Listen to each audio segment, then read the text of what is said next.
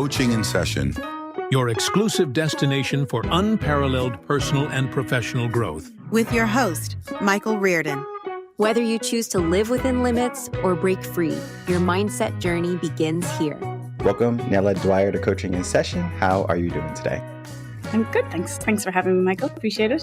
Of course, today we're going to be talking about your work, ADHD executive coach, and this is going to be definitely one for the busybodies of the world, because when it comes to executive coaching, it's definitely breaking plateaus, reaching new levels, and sometimes we can get in our own way, maybe because of just our habits, our disciplines, or maybe just where our mind is going. So we're going to be diving into your work in just a moment. But before we do that, could you tell us who you are, what you do, and how you help? Yeah, sure. So my name is Nella. I'm an executive coach for people with ADHD. So I'm an ADHD coach and a neurodiversity consultant. And I'm also a singer-songwriter. So a lot of us ADHDers are quite creative. So that might come as no surprise. There's a lot of us that are entrepreneurs as well. So how do I help people? Most people that come to me are either entrepreneurs, creative professionals, executives, CEOs that have ADHD, but they want to understand how their brain works. And they also sort of they know they can get to their goals, but they want to get there without the overwhelm, without the burnout, without the using different working modalities that are not working for them. So they want to learn how to use systems that work for them. So for me, it's a very different brain. It's not a bad brain. It's got different good and bad than the neurotypical brain. Just like the neurotypical brain has good and bad. So it's fascinating, yeah. And I love what I do. And I've met some incredible brains from around the world with ADHD who are very successful. So there's a lot of misconceptions. So we can dive into that later. Makes sense. Yeah, definitely. The misconceptions are something we're going to be looking at. But before before we go too far, how would a person know if they're dealing with a brain that is experiencing ADHD symptoms? How long is a piece of string, Michael? Because it's, I suppose I always say to people, well, my training was a year long, 10,000 pages on how the ADHD brain works. So I suppose if somebody was to ask you, how does a neurotypical brain, what are the symptoms? It's a very long conversation. But there are some kind of classic, there is a kind of classic blueprint that a lot of us or most of us sort of have, and I guess, for every sort of trait or symptom of ADHD on one side, it can be a negative, and the other side, it's actually a huge strength. So I'm very strengths-based, and that's not to glamorize ADHD. That's just the facts, and that's the science we're dealing with now, that we know that it's just a very different brain. So what traits or symptoms of ADHD can there be? All depends. But again, that blueprint I talked about, we would usually be quite sensitive. So rejection sensitive. So any received or perceived rejection that might come at us, we may sort of perceive it as a physical pain in our chest, and we may impulsively give back the same amount of hurt that the person may have unknowingly, unwittingly, or unintentionally given us. At the other side of that, I suppose that's why we're very great that's why I'm a songwriter.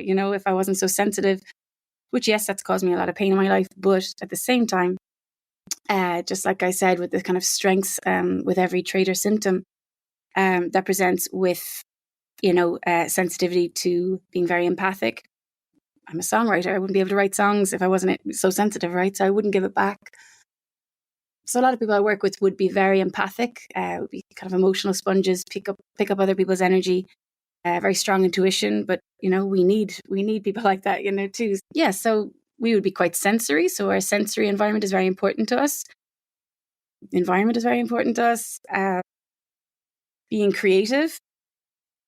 The H in ADHD is hyperactivity. A lot of people think that means physically hyperactive, whereas in little boys it can be.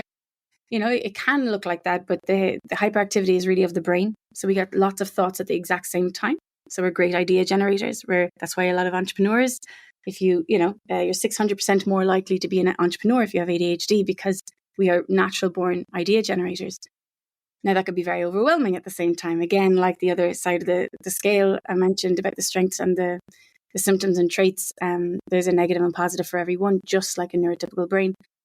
So, great idea generators, however, can get very overwhelmed because we can get lots of thoughts at the same time, and we may not be able to execute them all to fruition without adopting totally different working modalities. And that's sort of how I help people. time blindness. We don't measure things in actual time, so we can often be late. We measure things in sort of anchors or dopamine or energy. So, if you have something on at 1:00, often we can end up being in waiting mode all day until that time if we haven't sort of, instilled a kind of a morning routine that really works for us, which again, just requires a totally different approach to how we've always been taught. I could go on and on. There's so many different traits and symptoms of those of us with ADHD. But yeah, so I could just keep talking, interrupt me. Yeah, no, I don't interrupt guests. It's one of my things, and it's a pet peeve of mine when people interrupt me. So I don't interrupt guests because I don't like being interrupted myself. I'll let a guest talk 30 minutes. This is your episode. But today we want to learn about you. We want to learn about your work. So you are in the spotlight in a sense. So we are just learning from you. You are the teacher, we are the students. And one of the things I want to look at is when we look at someone with ADHD, sometimes they can maybe get pulled in with someone with ADD. And now you have a whole array of stigmas on a person. I can't tell you how many children growing up, they're labeled with either ADD, ADHD, and it feels as if they are broken, right? There's something wrong with them, but that they're not good enough, that they can't be like everyone else. They're not a regular kid. And of course, like if that mindset continues, it's going to be something that they deal with later on in life too, as an adult, maybe saying, I truly can't be myself. I have to maybe put on a cover and I have to, try to blend in and fit in. And, I want to talk to you about the benefits of embracing, who you are as a person, whether the good, the bad, or the ugly. Yeah. So I suppose, you touched on a few different things. I'll try and work backwards. So, again, in true ADHD style, my brain is wanting to answer 4 or 5 things you said at the exact same time. So I got to choose one. So, okay, the stigma. So, yeah, I think we're getting better at understanding that it's not a negative. We're not there yet. But I suppose the one thing about labels with ADHD, it is actually a really helpful label, because if you can understand that somebody has ADHD, their brain works very differently. It's not that they need to have accommodations. It's that you need to be maybe educated on how that person processes information, how that person, how you can actually draw the strengths from that person out, rather than how do we accommodate them so they show up like everybody else. You're doing yourself a disservice. You're doing the class, if it's a classroom or whatever, or a team, or, a workplace, you're doing everybody a disservice, because somebody with ADHD, is going to be the problem solver. They're going to be the person who has the great creative ideas. They're going to be the people that spot things that other people don't. We're highly sensitive. Again, there can be good and bad to that. But again, it's anyway. The other thing about ADD is ADD was actually, that term was actually gotten rid of in 1987 or 88, I believe. ADHD is actually the term, the blanket term. People say, oh, well, I don't have the hyperactivity. Well, actually, most of us do, because it's hyperactivity of the brain. It's not outward. So that's quite misunderstood. So ADHD is actually the term to describe everybody with ADHD. There are kind of different types. Most people fall into the combined, but there are people who would present because of, we're all different humans. We've had different upbringings, different environments. And I think people are going to present stronger or not in the sort of hyperactivity or whatever. I don't really differentiate, to be honest, because there's no real need to, because I feel like you can leave some stuff on the table that might need to be sort of addressed or at least put names on. Like I say, if I'm working with somebody, if they don't think that they have this type of ADHD, they may not realize that actually that piece, if you actually understood it about yourself, it's not just a trait of yours, it's a characteristic of ADHD. And here's all the different working modalities you can use to navigate your life and be in the driver's seat of your own brain. Anyway, I digress in true ADHD style. So what else did you say? So the stigma, yeah, I think, the reality, the facts of ADHD are that, if you really look at all the entrepreneurs in the world and the inventors and the creators, majority of them are neurodivergent. So how could that be a bad thing, right? So it's, ADHD, I'm not trying to, again, glamorize it. It is very difficult if we don't understand it. If we're in an environment where other people don't understand it. So my job, I work with some multinational companies. I do trainings with them, helping them to, to kind of adopt a new ecosystem, embracing neurodiversity, not to give the people who are neurodivergent accommodations only.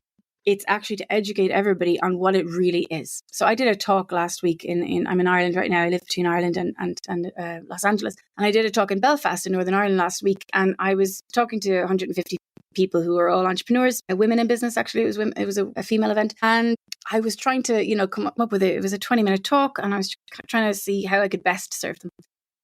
And for the 2 days leading up to it, people were saying, "Oh, do you suffer with ADHD?" And I wasn't offended at all. My response was, and it gave me a lot of information. My response was, I don't suffer with ADHD. I have ADHD. But I now understand my brain and how to navigate life. And actually my life is really good. And I realize a lot of the characteristics of ADHD have been the reason for my perseverance, for my resilience. I had my baby when I was 15 years old. I sing in the biggest video game in the world. I tour the world all the time. I work with some of the most well-known names in the world with ADHD. And I've had a lot of success in my life, and that's not to show off. It's just all of that with ADHD. So going back to the talk, what I did was I just said, you know what, I'm just going to throw away all my slides and just say what ADHD is and what it is not. Because, Michael, what I'm trying to say is that I'm getting there. What I'm trying to say is that it's very misunderstood. And a lot of, people will suffer if they're in an environment where, number one, they haven't got the label, because the label gives us information. And number two, where other people don't understand it. So I think that's sort of where the suffering comes in, because you mentioned people putting kind of a cover on themselves. And you're absolutely right. People with ADHD, naturally, we mask. So we often don't really know how other people would describe us, because we're often showing up to different people with a different mask on, because we often don't really understand, how to show up. So we show up as we think that the other person might want us to show up. And that kind of plays into a characteristic of ADHD or a symptom of ADHD, which would be people pleasing.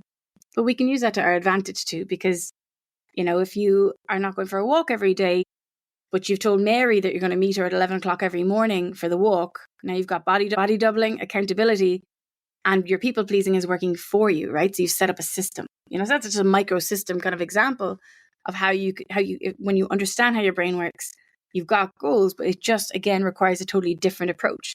So if you're meeting Mary, now your people pleasing is working for you. Do you understand what I mean? So it's not a bad thing, but when you don't know how to navigate it because you don't understand what you're dealing with and you were never given the manual for how your brain works, how are you supposed to navigate life effectively, right? Now, most people do, because we often will just work, hyper-focus, because ADHD is a deficit of interest and a strength of hyper-focus. So if we're interested in something, we can hyper-focus on it a lot more than, the general population, I suppose. So that's why you often see people with ADHD that are, if they have the right systems and support systems around them, they will get to the top of their game in whatever they are interested in.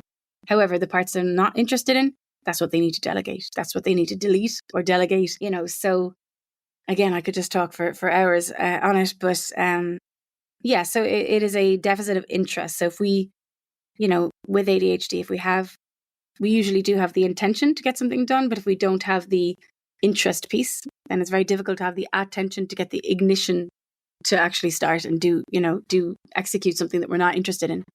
And usually it's not about how to find it more interesting. It's what's blocking my interest, right? So sometimes that can be, I just don't have enough information. Okay, who can you ask? Who do you need to get that information to make that, to take that first step? So, we can have a lot of blocks because we go from 0 to 100 and we forget the kind of the steps that need to happen in front of us. But we can delegate that once we understand the system we're dealing with.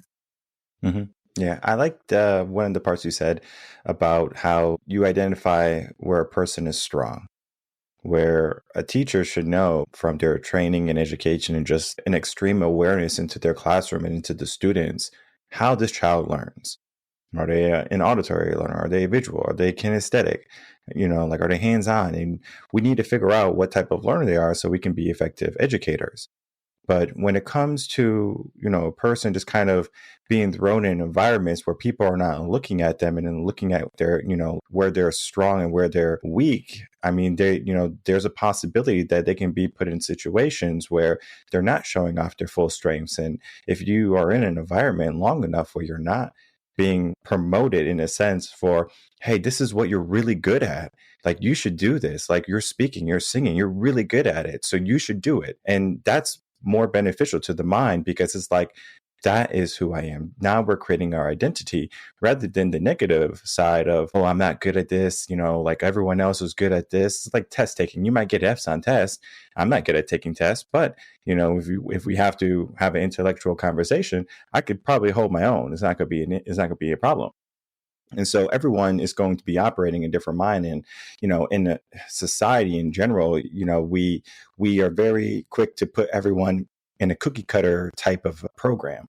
All right. If you're not this, then, something is wrong with you. If you're not doing this, you're misbehaving. And if you're not making this much money by this age, something is wrong. And, all these anchors in life can truly, mess with someone's morale or self-esteem, even where they might not try to dare, they might just say, I'm not going to put myself out there because everyone's going to attack me if I put myself out there. And you might have a brilliant idea, like entrepreneurs. I can't tell you how many I know. They have all of these ideas, whether they be inventions, business ideas, and they're just so afraid to start or begin.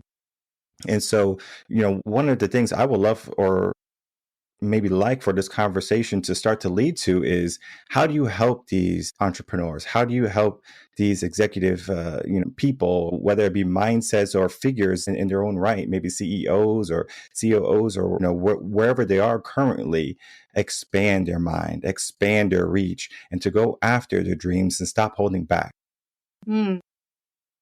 Yeah, no, it's a great question. So I think, yeah, you're right. It's like that whole Einstein thing. If you judge, if you judge a fish on its ability to climb a tree, then it'll forever think it's stupid, So I think,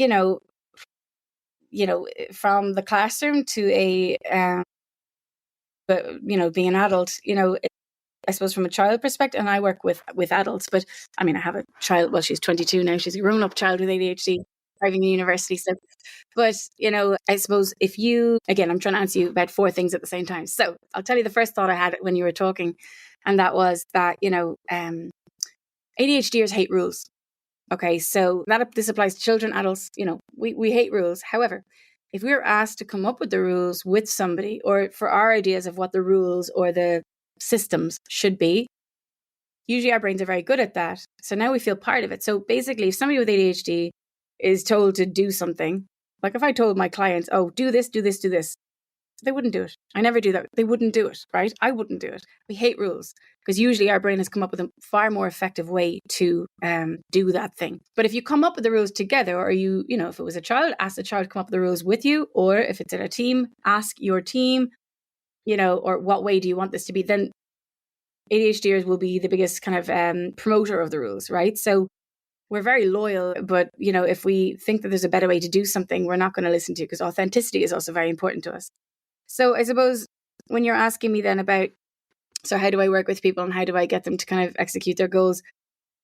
How long is a piece of string? But I suppose, when I meet people, I'll always do kind of a free call with them first, see why they booked the call. And usually they'll tell me their story and why they think either they might have ADHD or they do, and how it's affected them in positive and negative ways. And so how I work with people, I'll start working with them for 3 months minimum. Usually people stay on for at least a year. They don't have to though.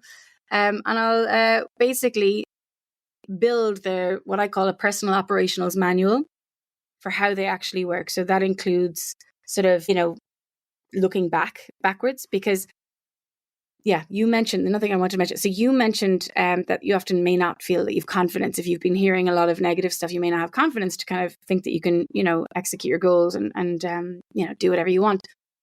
And that's true. A lot of, they say there's most people by the age of, I can't remember the exact statistics, but it's something like by the age of 7, most people with ADHD have heard about 20,000 negative comments towards them because we don't show up, typical.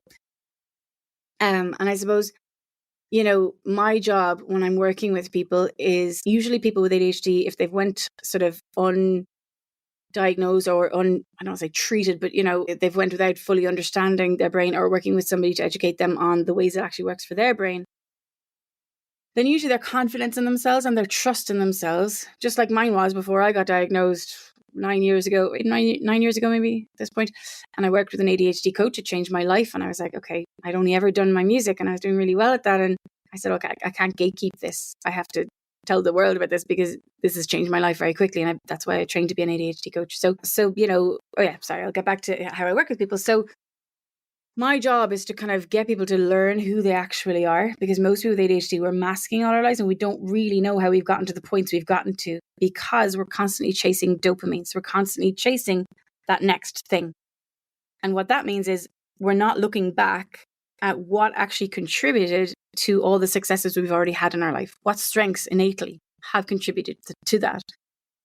And, most people wouldn't even say I've achieved anything great in my life because, again, ADHD is about the now or the not now. If it's not happening now, it's not happening. I tour China and the big orchestra behind me and, I do a lot of great things, but, I've learned, I had to learn that actually just because it's not happening now doesn't mean I can't talk about that on social media or post about it. Because for me, that feels very inauthentic because I'm not doing it now.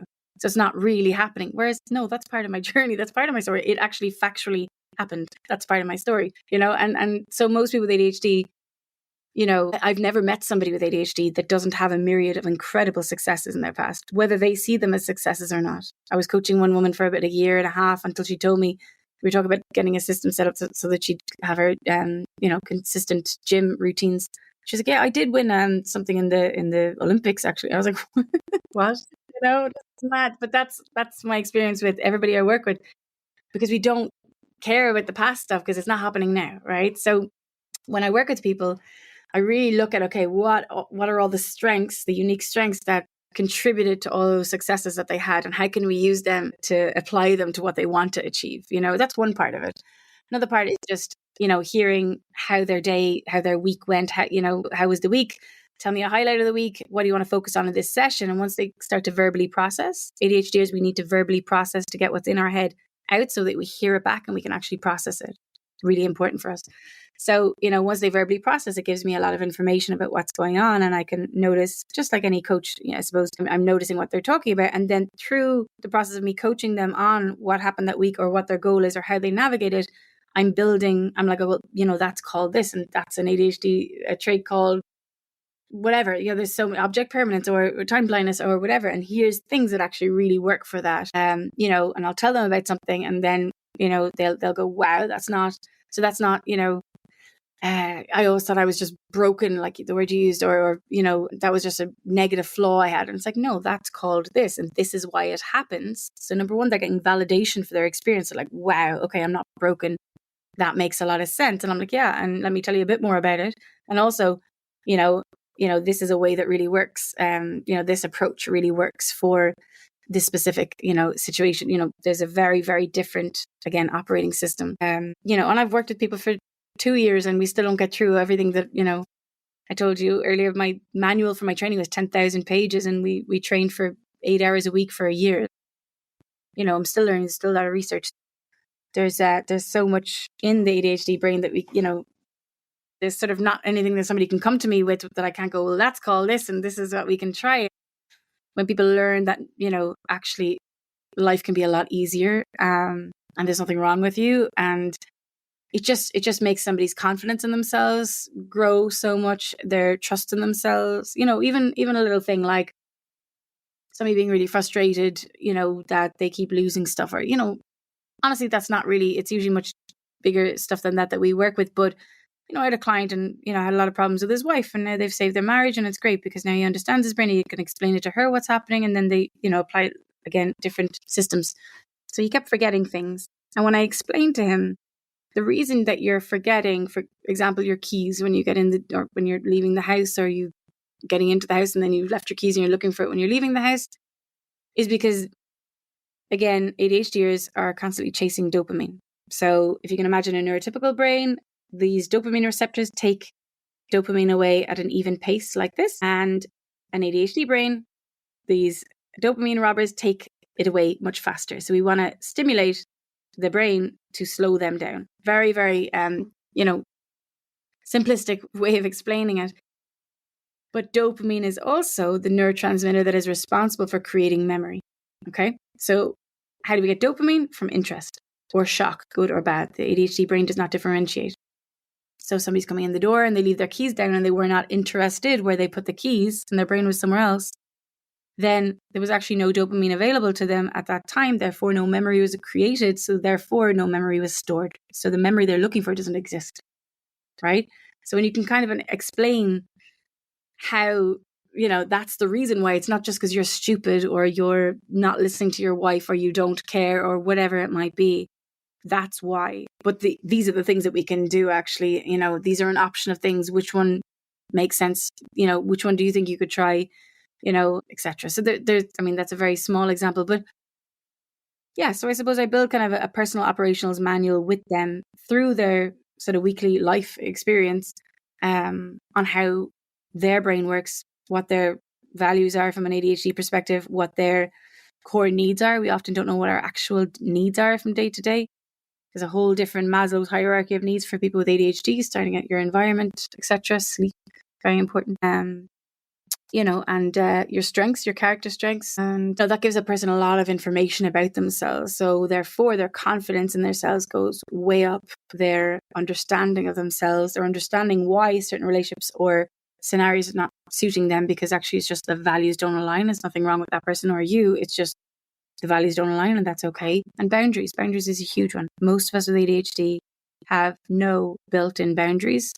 Most people who are neurotypical naturally put boundaries in place with people, and that can be time boundaries, it can be sexual boundaries, it can be physical boundaries, it can be, there's, lots of different types of boundaries. So I do a lot of boundaries work with people as well. And that really can transform people's lives, from relationships to, even I worked with one guy who was a director of a company, and he was a co-founder of a company. And something you said a while ago, if you're being judged in a certain way, then how can you sort of thrive? But he was supposed to get a stake in his company, and he wasn't getting a stake in the company because his performance reviews were based off time, were based off communication style. And he was thinking he was putting in boundaries because everyone was pulling from him, wanting his time. But when I told him exactly, we spent a few weeks on what boundaries actually are and what boundaries he may need to implement, we realized that he really needs some time boundaries because he wasn't spending time with his wife, because he was overworking, because he was taking on everybody else's load. Long story short, well, it's not short, but long story kind of short. When we worked with that, and he put in, proper boundaries rather than very hard boundaries, or telling people I'm putting in a boundary with you. That's not a boundary. Boundary is about controlling your own response to somebody once you've told them how their behavior affects you. Then the company understood, actually, and he was able to educate them as well. I sent him some stuff to show them. Then they basically changed what the performance review sort of segments were. They understood that actually they can't judge him on time management because he may show up late, but he's the one working an extra 40 hours a month, because everyone's pulling from him. So, saying that he's late and they're marking him down because he's half an hour late at work doesn't make any sense, because, it just worked differently for him, for example. Anyway, so basically, once we really worked with that and he started putting in really great boundaries with people, he had his own time blocked away from everybody else, and he sent out a blanket email, I'm available during this time only because I have to do my own work. People then stopped trying to reach him during that time. He got his own work done. He could help everybody else. He was able to kind of spend time with his wife because he was getting his own work done as well. And he got the stake in the company because they revised their how they were actually reviewing him in a performance review. When actually he was probably one of the most successful people in the company. He just approached things differently. So, when you kind of learn how to get the best out of people, from a company point of view, that can kind of be a game changer. So it's really, a lot of it's about education. I went on about 15 tangents, but I hope somewhere in there I answered you. We love tangents. We allow freedom of speech. Anything you want to say, it is okay here in Coaching in Session. It's about a conversation. It's not about answering my questions. And I have a very unique way, I guess, of asking questions. I give you 5 options typically. It's like 3 to 5 options, sometimes 2, sometimes just 1, depending on if I do want something very specific. And it's, it's up to the guest to kind of lead the conversation. I'm just kind of the navigator. I just kind of move people here and there, kind of like Hapkido. But, one of the final questions I want to ask you is going to be about tools. A tool is, something we can use on day-to-day basis. Of course, we think of the physical tools, how we might fix our plumbing, or something's wrong with our car, we'll use tools. But in our life, we can equip ourselves with tools, whether it be skill-based tools, or it could be like physical things like yoga, going to the gym and doing cardio or Stairmaster or something along those lines. Maybe a tool could be journaling, like you enjoy journaling, or maybe it's meditation. And, just from, your years of working with people with ADHD, is there tools that would benefit them primarily? Like these are the best tools I've found that work well with the majority of people who are dealing with ADHD. Like I was saying earlier, like the ADHD brain is just a different operating system. So it's sort of similar to me asking you to give me tools for the neurotypical brain. It's like, well, where the heck do we start? So a lot of people don't realize how much there is in actually in ADHD coaching, and it's not a great name because actually it's a lot more than just coaching. It's kind of mentoring, coaching, educating, the neuroscience, etc. But so I suppose one thing I could say, I suppose one small bit of value I could probably say would be that the two things that are, I think there's no point in me going into lots of different tools because there's just, there's just too many. I suppose the one thing I would say that the two things that are the most important if you have ADHD, there's no medication, there is no nootropic, there is no tool, there is no quick fix or anything if you are not getting good sleep. Sleep is incredibly important. No ADHD medication will work optimally. Sometimes I've got clients who, if they're taking ADHD medication, they're like, oh, it's not working anymore. I'm like, okay, well, let's have a look at your sleep schedule. Or if they come to me, they're very, very overwhelmed, and they think they want to focus on this, or this. And I'm like, well, your energy is very different today. So it's my job to pick up on their energy, and your energy is very different today. How did you sleep?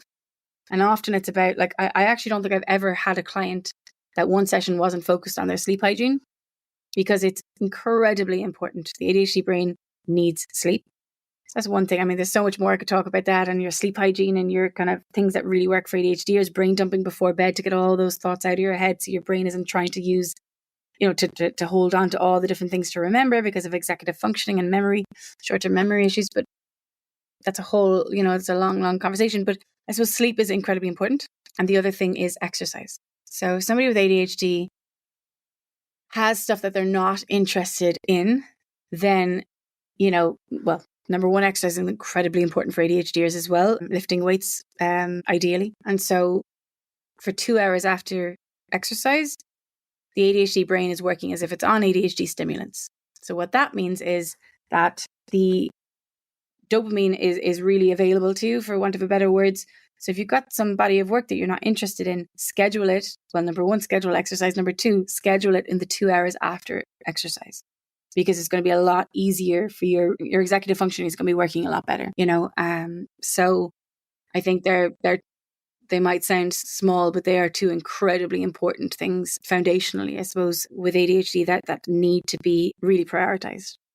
Perfect. And that was exactly what I was looking for. So don't feel as if it was a cop out, because tools can be anything, right? It could just be a bit of advice also.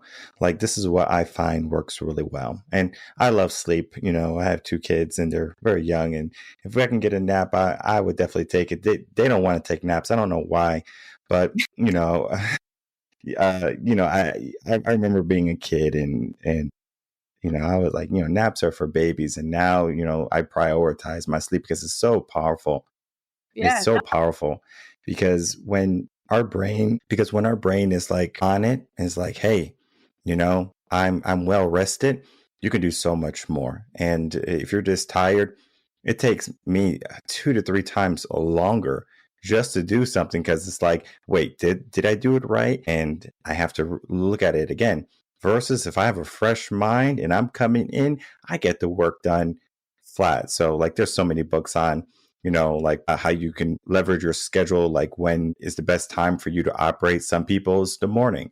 Some people it's not the morning. Maybe it's in the afternoon. Salespeople, they don't like doing calls in the morning. So in the morning, they're drinking their coffee, talking to people, and then they start their calls around noontime, because that's when people are going to answer. Because in the morning, they're busy, whatever it is. And then afternoon, everyone's, maybe inebriated from their lunch or whatever. And they're just like, whatever, I'm trying to find something. And a phone call, hey, sure, that will distract me from my work. Best time for sales calls, either way. So, people have to figure out when is the best time for them. And, like if you are struggling with, when is the best time, or is any time good for you? As you said, it's more than just a coach, it's a mentor. It's someone to help you navigate, what works for you. It's not so much of, well, this worked for a client down the road, but, you are a different person. And I am not a fan of cookie cutter approaches. I love individualized programs and products, because each person is so individualized. And I mean, just a classroom of 30 students, let alone a business of 500 employees, you can imagine how many different personalities, how many different minds, and you have to be able to identify who that person is. And the best I have found is to look at a person's life, not just to, know, but to truly understand and to say, okay, this is where we're going, right? Where would you like to go? Let's create the values. Let's create the systems, if you want to go that far. And, this is all a roundabout way to say that we need support. We need guidance. We can't be afraid to ask for help when we need some support. If you have been led astray, maybe from society or your friends or parents or naysayers, and they have been giving you nothing but negative thoughts and have not been building on your strengths and have been antagonizing your weaknesses, it is time for a change. It is time for you to dive into something for an understanding, a consultation, a call, and to figure out, where you are today. So as we begin to wrap up, Nella, I would love to get some final words from you, and then for you to tell everyone where they can find you and reach out to you. Yeah, sure. Yes, well, I suppose if anybody is sort of listening and realizes, okay, maybe I do have ADHD, or they know they have ADHD, that just to know that it's not a bad brain, it's just a very different brain. Again, some of the most successful people in the world have ADHD, and I would not give my ADHD back. Yeah, it's just a different operating system. It's a real gift when you sort of really understand it. Anyway, so yeah, where can people find me? So I have a new website. I never had a website in all these years. But anyway, I have a new one, so I should tell you about it. So that's www.adhdlifemastery.org. Then on Instagram, I'm at ADHDiversity. So it's like ADHD diversity. So ADHDiversity. And then if you can't find that, it's Nella. I am Nella on Instagram. That's my music one. And I am Nella.com. And then if you want to just reach out and pop me an email, ADHDcoachnella@gmail.com. And yeah, so I suppose if anybody wants to work with me, I have a free 1-hour webinar on my website if people want that. I have a kind of a short mini course if people want that. If they want to work with me one-to-one, we can have a call. I take on just a short amount or a small amount of clients a year. And then I have a larger course that's coming up soon. So yeah. That is perfectly fine. And I'll make it easy for everyone. They're not going to have any trouble finding any of your links and stuff because they're right down below. It's a click of a button. It's the easiest thing a person can do to begin the journey. It's just a click away. And exactly. I encourage people that if you are dealing with some type of symptoms of ADHD, or if you maybe know you have ADHD from long-standing diagnosis, and maybe you feel it's inhibiting your growth, or you feel as if you are capped, you're not, right? And as you said, Nella, it's not a bad brain, it's a different brain. So, to step into that difference, to step into the potential and the progress that is all capable with the right direction. So, Nella, I do want to thank you so much for coming on, spending some time, and of course, talking about your work today. Cheers. Appreciate it, Michael. Thank you. Thanks for having me.